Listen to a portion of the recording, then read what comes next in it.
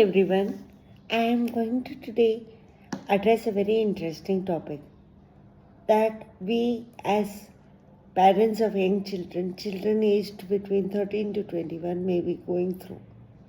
Generation gap.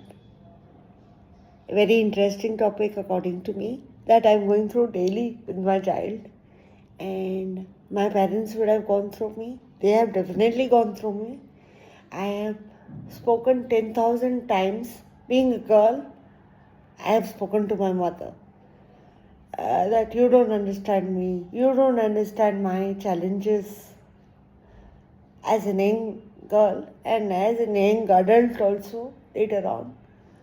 And that maybe my son is speaking to me and my husband. He speaks to me more because sons don't address their fathers that much directly. He speaks to me more, which is also directed towards his dad. And I'm sure, as a girl, I directed all the questions directly to my mother. So, this happens with every generation. And how to deal with it, how our parents dealt with us.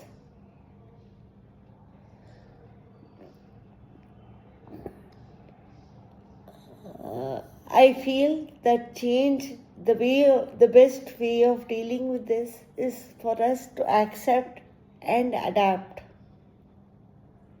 The one rule, that change is one thing that is constant.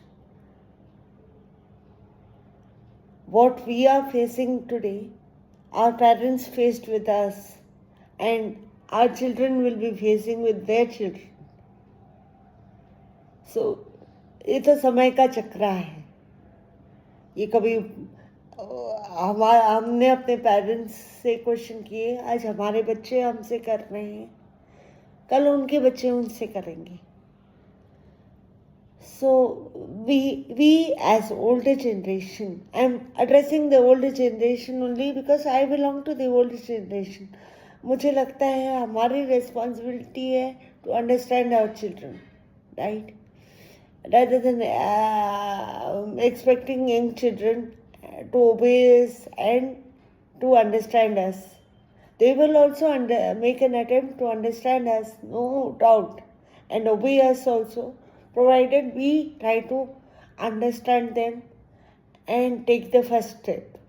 For that, we have to understand and accept one thing, that change is constant and change is very relevant also. Change should be there. So once we understand that change should be there, so it is very easy to accept it, right? So we have to understand that our children are in a complete different scenario, complete different setup, complete different mindset than what we were. They have different type of things. They are born with the laptop and systems, whereas we didn't have the exposure to systems at all till 2001. Many of us had started working at that point of time, right? तब तक हमारे पास system क्या है, computer क्या है, यही नहीं पता होता था. सारी चीज़ें मैनुअली होती थी. वैसे ये बच्चे तो लैपटॉप और आईपैड और इन सब चीज़ों, एप्पल वॉच, इन्हीं सारा एक्सटर्नल मीडिया, सोशल मीडिया, इन्हीं सब चीज़ों के साथ पल बढ़ रहे हैं और पैदा भी हुए हैं. तो इनके सेट ऑफ अपॉर्चुनिटीज़ भी डिफरेंट है, इनके सेट ऑफ स्किल सेट भी डिफरेंट है, इनके सेट ऑफ चैलेंजेस भी डिफरेंट है. तो हमारे टाइम पे तो ये होता था, एक्स्ट्रा करिकुलर एक्टिविटीज़ को ही वेस्टेज ऑफ टाइम माना जाता था. मतलब स्कूल जा रहे हो, पढ़ रहे हो, अगर आप टॉपर नहीं हो तो आप वेस्ट हो. ये हमारे जनरेशन में होता था. बट इनके जनरेशन में तो एक्स्ट्रा करिकुलर एक्टिविटीज़ का ही इम्पोर्टेंस है. Extra curricular activities are so very important and so very relevant today even for a higher college education. हमारे टाइम पे तो 4 चीज़ें ही होती थी. म्यूज़िक होता था, उसमें साउथ इंडियंस के लिए कर्नाटिक म्यूज़िक हो जाता था, नॉर्थ इंडियन के लिए हिंदुस्तानी हो जाता था, और डांस हो जाता था. ये गर्ल्स के लिए था. बॉयज़ के लिए ज़्यादा से ज़्यादा हम साउथ इंडियंस हो मृदंगम कराते थे, नॉर्थ इंडियंस हो फुटबॉल या क्रिकेट, दैट्स इट। फुटबॉल भी नहीं था, only cricket. Cricket was there all round, बस वो भी टाइम पास के लिए आधा घंटा खेल, उसका कोई मतलब वो भी ज़्यादा खेल रहे हो तो तुम अपना टाइम वेस्ट कर रहे हो, ये था। बट आजकल तो इन चीज़ों की ही रिलेवेंस है कि तुमने एक्सटर्नल कितना काम किया, एक्स्ट्रा करिकुलर एक्टिविटीज़ में स्कूल को कितना रिप्रेजेंट किया है बाहर, स्कूल से तुम्हारा कितना रिप्रेजेंटेशन गया, कितने डिबेट्स में तुमने पार्टिसिपेट किया, कितने तुमने extra curricular activity, these have a high weightage and high weightage in college education. So ये सिनारियो ही बदल गया है, उनकी चैलेंजेस ही बदल गए हैं। मैं देखती हूँ आज जो मैंने 9th में पढ़ा है था, मेरे बेटे ने 6th 7th में ही पढ़ लिया है। उसका स्किल सेट इतना, उसको मतलब उसकी अंडरस्टैंडिंग ही मुझसे डिफरेंट है। मेरी उतनी उस लेवल पे उतनी अंडरस्टैंडिंग नहीं थी। With every generation we are progressing, and they are in the complete external artificial intelligence world, which we didn't even know. We didn't even know computers till 2000 2001. So the entire thing was different. The entire thing is different. So once we understand that they are of a different makeup, it is very easy to understand them. At the same time, the children should also understand that we, maybe as parents, if we are saying something, we are saying it out of experience, and we are saying it out of, concern for them. And we are the best well wishers, first and the best well wishers for them. And if we are saying something, then they should also understand it has some value. And we have been brought up in one particular way for the last 30 or 40 years. It is very difficult to come and change our thinking now. And our experience cannot be rubbished. It has very high value, and it will have high value any day. The day the children also understand and accept it, I think families will be so happy. Houses will be such a happy place to live in. We should also understand the children, the kind of challenges and the kind of scenarios that they are going through.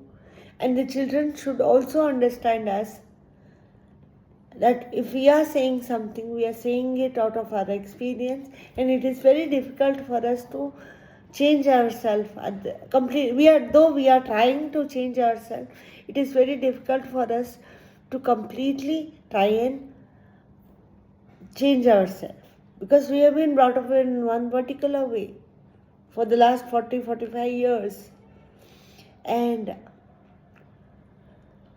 once we try to be as older generation, because the responsibility is more on us, because being the older generation, we try to understand and the change and accept it and adopt it.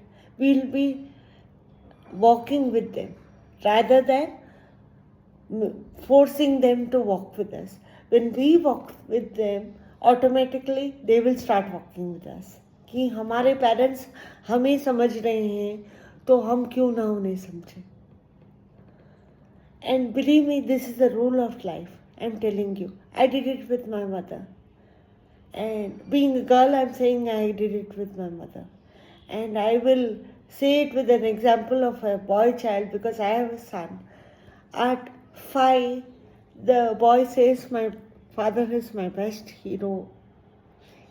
He can do anything in his life.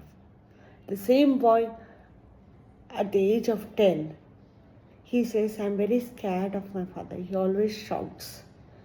He always maybe hits also, though hitting is bad now. But generally, that is the Indian kind of scenario. At 10, he will say, my father shouts and hits me. He's very strict. At 13, he will say, Mama, is he at home today? Then I'm going for a class. I'm not bringing my friends. This thing continues from 13 to 17. I don't want to be with them. I just want to stay away from them. 13 to 17, this happens. Then at 17, he'll say, tell your husband this. Tell your husband that. Why is your husband like this? At the same time, the father will say, your son is like this. See, he's doing this, he's doing that. At 17, this scenario happens. Then when he reaches 25, he'll say, my father is strict. लेकिन बेचारे हैं. Okay, he's strict. That is his nature. At 30, when he gets married and he starts having children, he says, my father बहुत बेचारे हैं. He's a poor thing. He's done so much. Then when he comes to that 40 and 50 cycle, he says, my father is a hero. He is my idol. The same thing that he said at 5, he'll repeat at 50. My father is my hero. He's done so much for me. He's my ideal. So what he says at 5 will come back from his mouth at 50. What I said at 5 came back to me on 35, 40. I said my mother is a heroine for me. She's the best ideal that I could get. And this happens with every generation. And we should accept it and we should adapt it. We should, I think, cherish it. Thank you very much.